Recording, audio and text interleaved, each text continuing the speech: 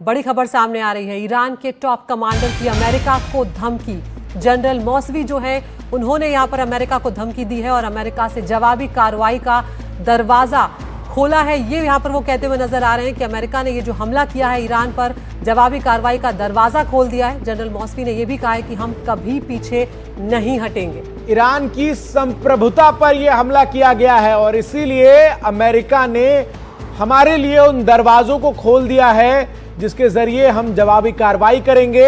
अपने आप में ये बयान काफी अहम है। हमारे साथ आसिफ रमीज दाऊदी साहब लगातार बने हुए हैं। आसिफ साहब, अब पूरे विश्व के सामने जो एक बड़ा सवाल है वो यही है कि आखिर जो हमले हैं बिल्कुल उसका इंपैक्ट जो है वो ईरान जवाब किस तरीके से देगा। दी उनके पास भी हम आएंगे। आसिफ साहब, आपके पास हम आएंगे। एक और यहाँ पर हम देख लेते हैं कि किस तरह से अयातुल्ला खामनेई जो है वो एक बार फिर आक्रामक होकर यहाँ पर सामने आए। उनका जो पहला बयान अमेरिकी स्ट्राइक के बाद सामने आया है, उन्होंने सीधे तौर पर ये बड़ी बात कही है कि इजराइल ने बहुत बड़ी गलती की है, इजराइल ने बड़ा गुनाह कर दिया है। खामनेई यहाँ पर ये भी कह रहे हैं कि अभी हमारा जवाबी एक्शन जारी है और आगे भी इस अपराध की सजा मिलेगी। तो और आक्रामक हो के चंदन यहाँ पर खामनेई जो है वो लौटे हैं। भले कुछ देर के बाद उन्होंने प्रतिक्रिया दी है, लेकिन ये जो प्रतिक्रिया है ये बता रही है कि यहाँ पर ईरान कितना अग्रेसिव नजर आ रहा है, पीछे हटने की कोई बात नहीं कर रहा है। बिल्कुल, दाऊदी साहब लगातार हमारे साथ जुड़े हुए हैं। मैं यही आपसे सर सवाल भी कर रहा था कि खामनेई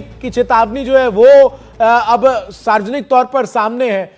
कितना यहां पर अभी वेट करना होगा ईरान जो है वो जवाबी कोई कार्रवाई करे? ये तो लगभग तय है कि जवाबी कार्रवाई ईरान करेगा। इंपैक्ट क्या होगा, असर क्या होगा, स्केल क्या होगा, ये बड़ा सवाल है जो इस वक्त सबके मन में है।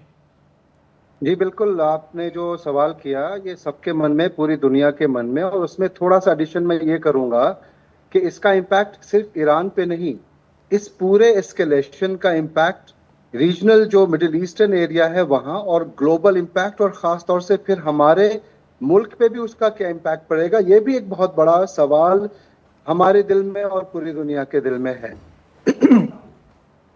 अब रहा सवाल कि इसका इम्पैक्ट ईरान पे क्या पड़ेगा और ईरान कितने दिनों के बाद और कैसे इसको फर्दर रिटेलिएट करेगा। जैसा अभी हम डिस्कशन में देख रहे थे कि एग्रेशन तो है और कहीं भी झुकने का नाम नहीं है। और जिस तरह से हमने ये देखा कि खुद यूनाइटेड नेशंस के जो जनरल सेक्रेटरी हैं उन्होंने भी अपने बयान के जरिए ये कहा कि ये जो फोर्स को इस्तेमाल करते हुए पीस को लाने की बात हो रही है और जिस तरह से एक इंटरनेशनल लॉज का वायलेशन करते हुए कैसे एक वायलेशन ही नहीं बल्कि एक थ्रेट है पूरे रीजनल पीस और सिक्योरिटी के लिए और इंटरनेशनल पीस और सिक्योरिटी के लिए। अब जहां तक आपका सवाल है तो मुझे लगता है कि इसका इम्पैक्ट ईरान पे पड़ेगा, बहुत ज्यादा पड़ेगा। लेकिन जिस हिसाब से ईरान ने रिटेलिएट किया है, जिस हिसाब से जवाबी कार्रवाई की गई है और जैसे वहां पे एक स्टेटमेंट आ रहा, और हमने ये भी देख रहे हैं कि कैसे उनके फॉरेन मिनिस्टर की मीटिंग रशिया के प्रेसिडेंट से होने वाली है, ये तमाम जो एक ग्लोबल एक सिचुएशन बन गई है।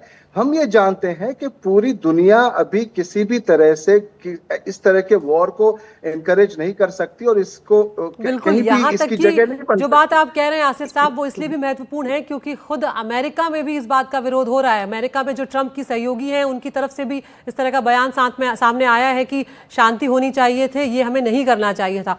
एक बार यहाँ पर आपको कुछ सैटेलाइट तस्वीरें सामने आई है, वो भी हम यहाँ पर दिखाते हैं किस तरह से ईरानी परमाणु केंद्र जो है, ईरान के परमाणु केंद्र जो है उन पर जो अमेरिका ने एयर स्ट्राइक की है उसकी सैटेलाइट तस्वीरें सामने आई हैं जिसमें तबाही के निशान साफ तौर पर देखे जा सकते हैं। हमले के बाद की सैटेलाइट तस्वीरें आपको हम दिखाने जा रहे हैं। 3 परमाणु ठिकाने जो थे उन पर अमेरिका ने हमला किया था, फोर्दो, नतांज और इस्फहान। और यहाँ पर नतांज और इस्फहान पर जो हमला हुआ है अमेरिका का, उसके हमले की तस्वीरें आपको दिखा रहे हैं। तो ये हमले से पहले और हमले की बाद की तस्वीरें आप देख रहे हैं जहां पर तबाही के निशान सीधे तौर पर नजर आ रहे हैं। तो ये जो एस्टेब्लिशमेंट था यहाँ पर उसको खासा नुकसान यहाँ पर पहुंचा है और इसीलिए जो बंकर बस्टर्स जो बमों की बात यहाँ पर अमेरिका की जा रही थी, क्योंकि वो ऊपर से भले ही दिखाई दे कि छोटा सा छेद किया है लेकिन वो 200 फीट भीतर तक जाने की क्षमता रखते हैं और अंदर तक जाके उसे नुकसान पहुंचाने की क्षमता रखते हैं। और नतांज और इस्फहान के हमले के बाद की तस्वीरें यहाँ पर सामने आई हैं, सैटेलाइट तस्वीरें कि नुकसान अच्छा खासा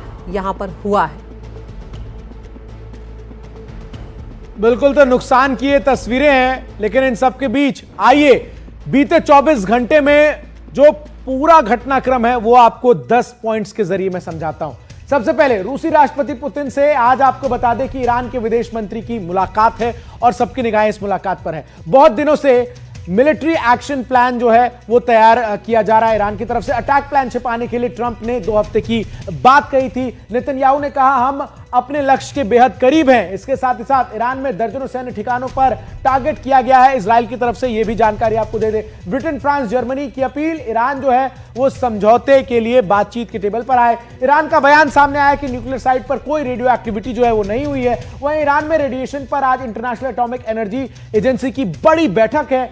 साथ ही अमेरिकी हमले में इस्फहान न्यूक्लियर साइट को बड़ा नुकसान पहुंचा है, इसकी तस्वीरें भी जारी की अमेरिका ने। ईरानी संसद ने हॉर्मुज स्ट्रेट को ब्लॉक करने के प्रस्ताव को पारित कर दिया है और अब जो वहां की सुप्रीम बॉडी है उसके पास यह प्रस्ताव जो है वो पहुंच चुका है।